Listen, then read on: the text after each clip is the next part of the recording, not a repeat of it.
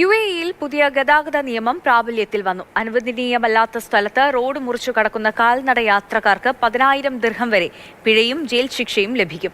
മദ്യമോ മയക്കുമരുന്നോ ഉപയോഗിച്ച് വാഹനമോടിച്ചാൽ 2 ലക്ഷം ദിർഹം വരെയാണ് പിഴ.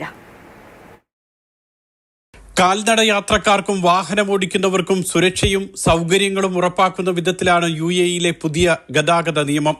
അനുവദനീയമല്ലാത്ത സ്ഥലത്ത് റോഡ് മുറിച്ചു കടന്നാൽ 400 ദിർഹമായിരുന്നു നിലവിൽ പിഴ. ഇത് 5,000 മുതൽ 10,000 വരെയാക്കി വർദ്ധിപ്പിക്കുകയും ജയിൽ ശിക്ഷ കൂടി ഉറപ്പാക്കുകയും ചെയ്തു.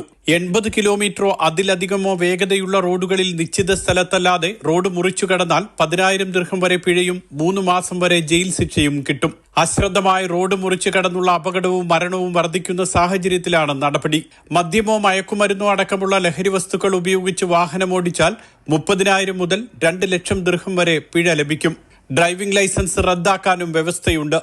അപകടശേഷം വാഹനം നിർത്താതെ പോയാൽ 50,000 മുതൽ 1 ലക്ഷം ദിർഹം വരെ പിഴയും 2 വർഷം വരെ ജയിൽ ശിക്ഷയും ലഭിക്കും. നിയമ നടപടികളുടെ ഭാഗമായി സസ്പെൻഡ് ചെയ്ത ലൈസൻസ് ഉപയോഗിച്ച് വാഹനമോടിച്ചാൽ 10,000 ദിർഹമാണ് പിഴ, 3 മാസം വരെ ജയിൽ ശിക്ഷ.